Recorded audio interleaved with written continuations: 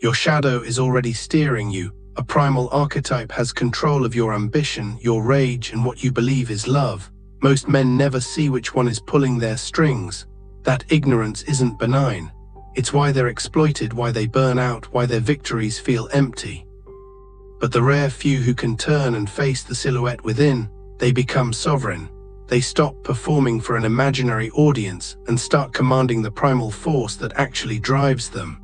If you do know which archetype governs your deepest impulses, then your fate is already written by it. The most tragic part, many believe they're powerful, but they're emotionally dependent on a drug, external validation. This is the curse of the first archetype, the performer. The performer doesn't possess self-love. He requires to be loved. He needs to be witnessed, affirmed. He enters a space and his subconscious begins a scan, not for threat or opportunity, but for gaze. Who's watching? Who's indifferent? Who offered praise? Who withheld it? In this desperate theater for approval, he becomes a servant to perception, but he'll never admit it. He believes he's merely self-assured, magnetic, destined for prominence. He might even persuade you of his confidence. In truth, he is petrified of one state, being invisible. The performer constructs his entire existence around adoration, yet he is perpetually under-admired. Because beneath the polished facade lies something brittle, a fragile pride. One slight and he unravels, one rejection and he schemes. The performer isn't strong, he is ravenous, and each morsel of praise only deepens his starvation. You'll sense him in any gathering, voluble, meticulously crafted, a little too flawless. His smile is broad, but his eyes constantly search for signs of dismissal. Compliment him and he glows, overlook him and he dims, challenge him and he shatters. You've just seen the performance crack. The performer doesn't have resilience, he has facades. And when those facades fracture, he implodes into one of two poles, blinding fury or profound desolation.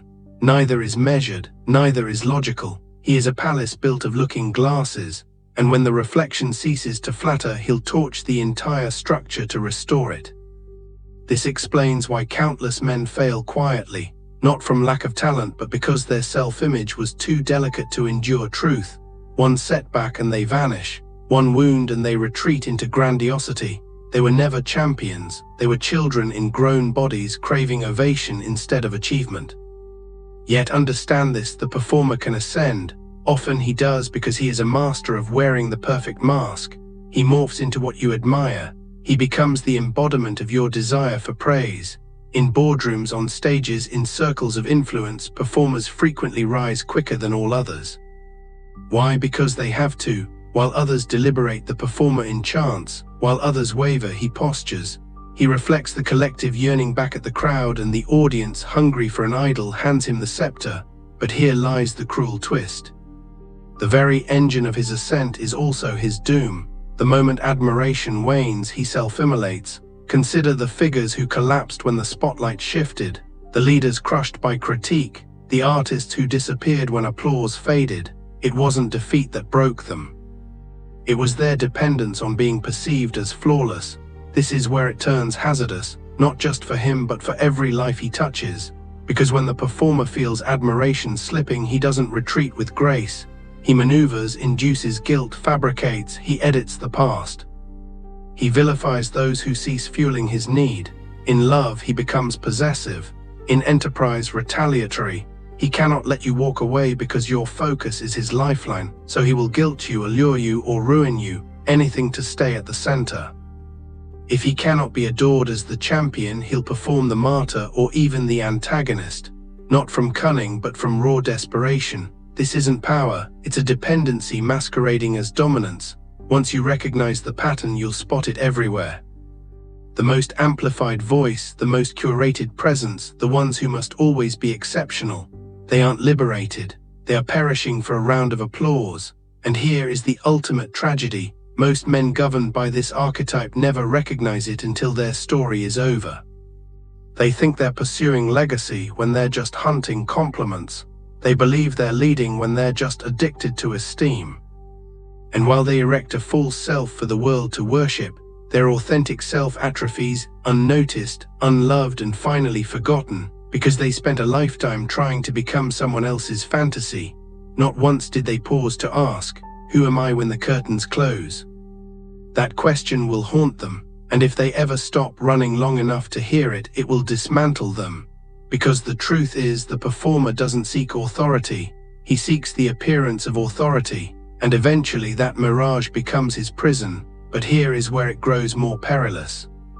Some performers learn to arm their charm, they adapt, they study attention as a tactical field, they seduce not for affection but for dominion. When this evolution occurs, the performer is no longer just fragile. He becomes deliberate, tactical, a charismatic puppeteer who dons vulnerability as a shield. This is the transition into something more calculated. He's graduated from the crude hunger for praise. Now the performer has learned to orchestrate it, no longer a child pleading for notice. He's an actor who comprehends the crowd better than they comprehend themselves. He's polished, selective, weaponized. But the core wound remains. He doesn't connect to bond, he connects to gain leverage. Compliments are no longer sustenance, they're capital. He trades them for fealty, compliance, devotion. In this refined form, the performer becomes a threat not just to himself, but to anyone who mistakes his performance for substance. Because once you buy into his illusion, he possesses you, and when he possesses you, he feeds, not always overtly. But behind every calibrated gesture and empathetic tone, he is extracting something from you. Wonder, pity, jealousy, submission, all without ever brandishing a blade, because his true weapon is your own perception. He plays the wounded soul with mastery. He'll admit flaws, but only those that frame him as courageous. He'll share his suffering, but only in ways that crown him the tragic protagonist. He will concede failure, but only the kind that makes him seem resilient for enduring it. This is how the evolved performer ensnares you. By offering just enough authenticity to seem real, just enough fragility to seem safe, and just enough magnetism to seem irresistible, you drop your guard. You believe, you admire, and then gradually your own grip on reality softens. You feel lesser in his presence but can't articulate why. You start doubting your own mind. You grow hooked on his endorsement and dread his indifference.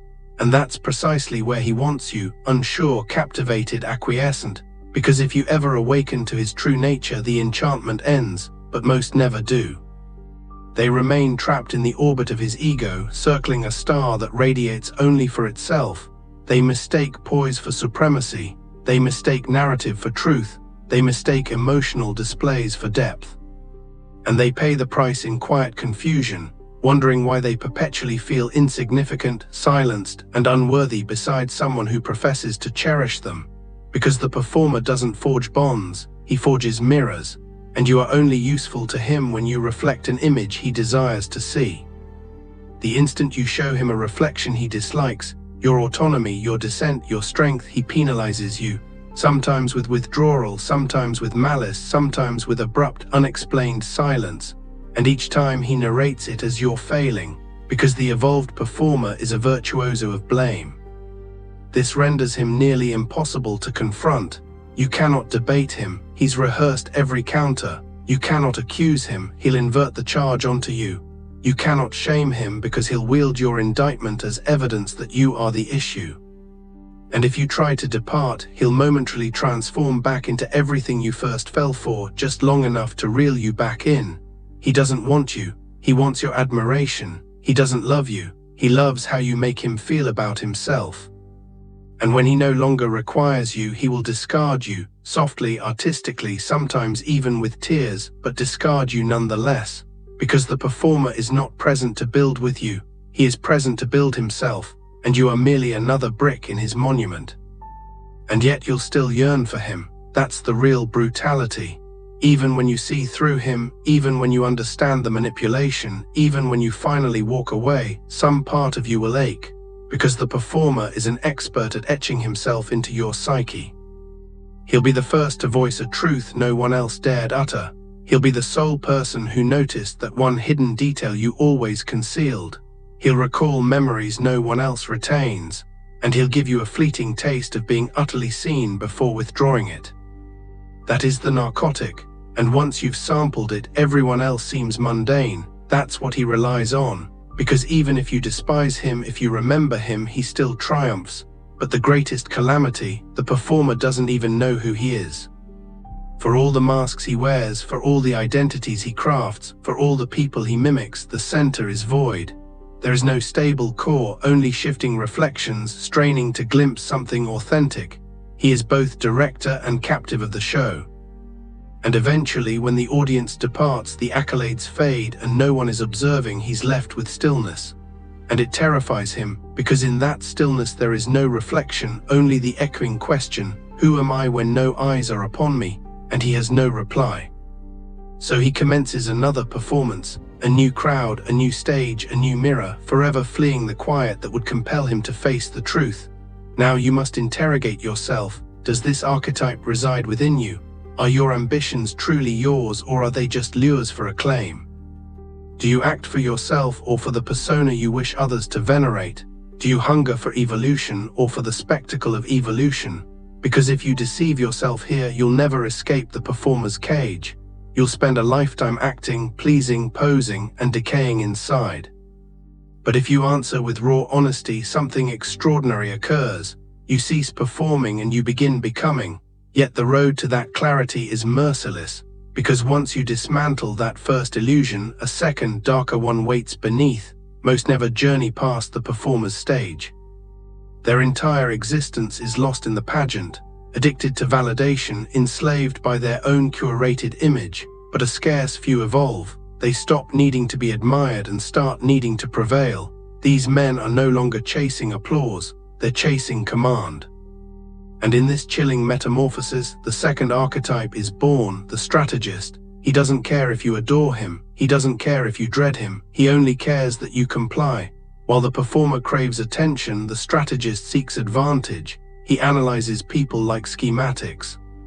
He speaks only when it alters the game board. He trusts no one because he understands the contest isn't about being liked, it's about being invulnerable. The strategist personality is founded on one core axiom: people are instruments. They can be employed, honed, fractured, replaced. He doesn't despise them. He simply doesn't romanticize them. Emotions are weaknesses, allegiance is provisional, decency is camouflage, and truth is a tool to be sheathed or unsheathed based solely on what secures victory. You'll find him operating behind the curtain. He's the advisor, the tactician, the silent force shifting empires. He rarely initiates conversation. He waits, observes, measures you before you're aware you're being assessed. And when he finally speaks, it's never a reaction.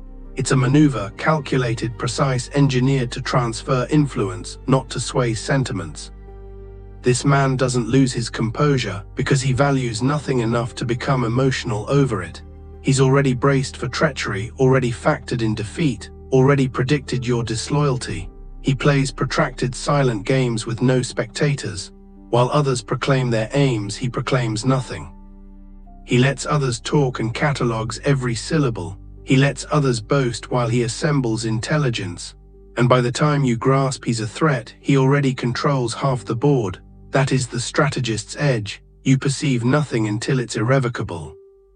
Because unlike the performer who seeks the spotlight, the strategist grasps a fundamental law: visibility is fragility. And the man who remains unseen is the man who endures. You'll sense it in his presence, a peculiar chill yet not hostile. He can laugh, jest, even exude charm. But an essential element is absent. He never relinquishes control.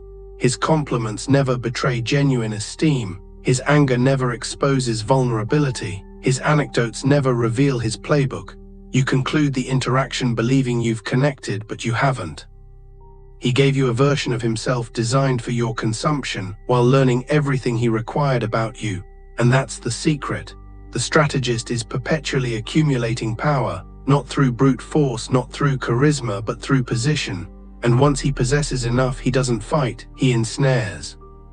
You find yourself outplayed, outthought, cornered, and you never saw the mechanism closing around you. But here's what distinguishes the strategist from the crude manipulator: restraint. He doesn't act on impulse. He doesn't employ force when misdirection will suffice. He doesn't burn bridges unless the blaze clears his path. Every betrayal is timed, every alliance is conditional, every word is freighted with subtext. This isn't chaos, it's clinical precision. And that's what makes him dreadful. He isn't cruel, he's efficient. If harming you advances the board, he'll do it with grace. If aiding you buys loyalty, he'll do it with apparent sincerity. You'll never know which facet you're engaging because he isn't on a side. He's playing above the board entirely, watching others scramble while he determines which move concludes the game. And yet, even this archetype isn't impervious. The strategist may master others, but he risks one fatal flaw, believing he's perpetually the most intelligent mind in the room. Arrogance cloaked in tactics is still arrogance. And once he starts to underestimate, once he believes his traps are foolproof, once he trusts in the supremacy of his own intellect, he stumbles. Because even a flawless strategy once exposed becomes a target, and the ultimate power is always the power you conceal. This is the paradox of the strategist. To win, he must never reveal his hand. But if he plays too long, too cold, too detached, he forgets the original purpose of the game. And in that detachment, his dominion corrodes from within. The question now isn't whether you know someone like this, it's whether you are becoming him. Have you started to view people as levers rather than lives? Do you observe more than you speak? Do you feel detached, calm, surgical, even amid turmoil? And more critically, do you enjoy it? Because if you're evolving from a performer into a strategist, you may feel more potent, sharper, even invincible. But be warned, this archetype exacts a severe cost. No genuine connection, no inner peace, no true partnership, only leverage, only survival. And once you've chosen that road, there's no return to innocence, only the next descent into shadow. He doesn't trust you. He doesn't trust anyone, and that's what keeps him razor-edged. The strategist awakens already engaged in the game before he checks his screen, before he utters a word. Each day is a battleground, not of violence, but of positioning. He doesn't need to shout to be feared. He just needs to know what you desire, because the man who knows your hunger owns your choices, and the strategist has perfected this art. He studies those around him like a subject. He learns their insecurities, their yearnings, their guilt, not to heal them but to wield them. His relationships are diagrams, his favors are snares, his silence is a tactic, and when the moment arrives to act, he doesn't raise his voice. He tugs a single thread and the entire tapestry unravels. This man comprehends what most never will. Control surpasses affection in potency. Influence outlasts intimidation. If the performer needs to be adored and the brute needs to be obeyed, the strategist simply needs obedience without a struggle. That's his danger. You'll believe it was your idea to yield. You'll think you trust him because you chose to. But every word you heard, every affirmation you received, every story he shared was engineered, not for your endorsement, but for your compliance. He doesn't need to convince you. He just needs to construct the environment where resistance feels burdensome and agreement feels instinctive. And when you realize you've been guided, you'll be too entangled in the web to break free. But this isn't about petty deception. The strategist doesn't waste energy on emotional skirmishes. His vision is vaster than approval or retribution. He wants a kingdom, authority over the entire game, not just a single piece. And that's why he often ascends. In commerce, in politics, in conflict, the cold tactician is always behind the throne, if not seated upon it. He calculates not merely people but systems. He locates the weakest joint in the structure and applies pressure. He doesn't require a crown to rule. He just needs the figure wearing the crown to be in his debt, and that's the genius. While others pursue power directly, he acquires it indirectly through obligations, secrets, and silence. He doesn't struggle to command the room. He makes the one who commands the room seek his counsel. But here is the curse of this archetype: no one truly knows him. And that solitude, while potent, becomes its own confinement. Because once everyone around you is a pawn, no one is ever genuinely close. You begin to question loyalty even when it's authentic. You anticipate betrayal even when it isn't approaching. You become addicted to outthinking everyone and paranoid that someone might outthink you. So you never unwind, you never confide, you never cease watching. Even in triumph there's tension, even in calm there's scheming, because the strategist has mistaken mastery for meaning. He's mastered the game but lost the purpose of playing it. This is where the final shift begins. Some strategists grow weary of pretending, of performing, of waiting, and in this exhaustion they abandon calculation altogether. What emerges in its place is not strategy but storm. Coldness curdles into cruelty. Precision mutates into annihilation. The manipulator becomes the destroyer because eventually even the strategist grows bored of pulling strings. He yearns to feel something authentic, but authentic connection is now impossible for him, so he pursues sensation instead. Risk, agony, power for its own sake. This is how the tactician becomes the third archetype, the most formidable of all. Before that descent, you must ask yourself, are you already here? Are you playing the game so expertly that you've ceased asking why you began? Are you isolating yourself for security or because you no longer believe in anything except control? Have your relationships become transactions? Has your identity become a gambit? Because if you're already living inside the mind of the strategist, then you know the destination. A frigid victory, silent halls, zero trust, zero tranquility, just a cognition that never ceases rotating and a world that never feels secure enough to let it rest. And from this point, the next phase isn't elevation. It's a plunge into something more primal, more ruthless, and far less human. He doesn't need your approval, he doesn't need your allegiance, he doesn't even need your notice. The third archetype has transcended games entirely.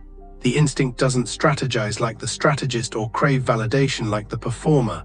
He moves on pure impulse, pure will, pure supremacy, no remorse, no shame, no delay. While others are mired in risk assessment, he's already in motion, and by the time they process the event, it's concluded. The instinct is unconcerned with reputation. He isn't burdened by fear, regret, or self-doubt, and that's what renders him lethal. He is the epitome of detachment. Not spiritual but surgical, a being who feels nothing except the surge of power when others recoil. You won't identify him immediately, he doesn't always appear chaotic. In fact, he's often preternaturally calm. While others erupt or panic, he watches, gaze icy, fixed, inscrutable. He doesn't over-explain, he doesn't justify. He simply moves through obstacles, people, consequences as if they are illusions. And to him they are, because conscience is ballast, emotion is a shackle, the past is irrelevant, only the next action matters. That's why he can deceive without a flicker, harm without guilt, demolish without hesitation. It's not personal, it's not even malicious. It's instinct. The predator doesn't hate the prey, he merely doesn't care if it suffers. You'll find him wherever there is upheaval, not avoiding it but striding directly into its heart. While the performer wilts without applause and the strategist awaits the perfect alignment, the instinct creates the moment. He flourishes in fire, in unpredictability, in war, and the more unhinged the world becomes, the more potent he feels.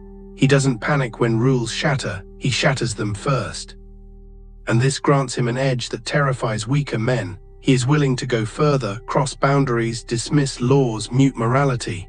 Because to him, limits are not ethical, they're optional, and the restraint of others is merely another lever for him to exploit. But this isn't idiocy.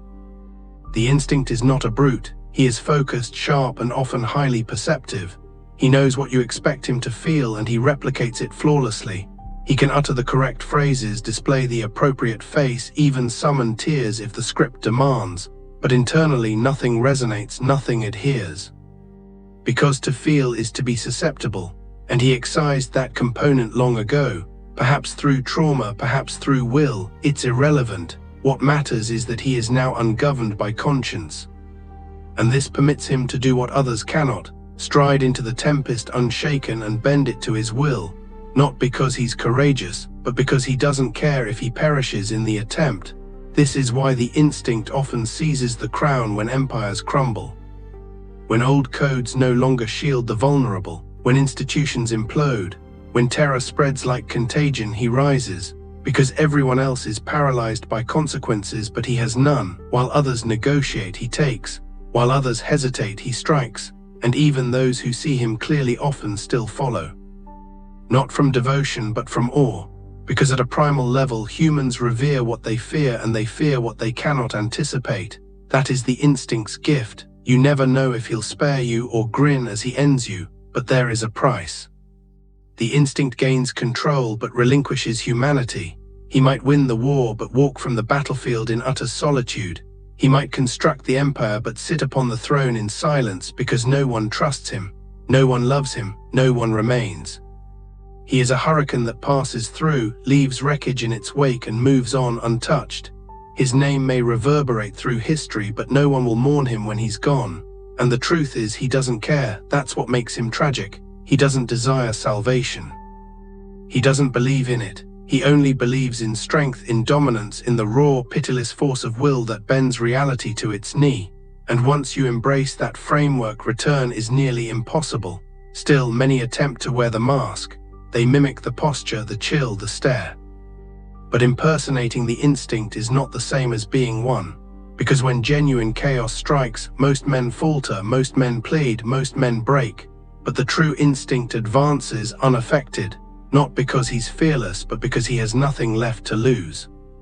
And the moment you cease fearing consequences, you become capable of anything. The instinct doesn't flinch because fear demands imagination, and he no longer imagines pain, loss, or repercussion. He's moved beyond narrative, beyond guilt, beyond the emotional cords that paralyze most men.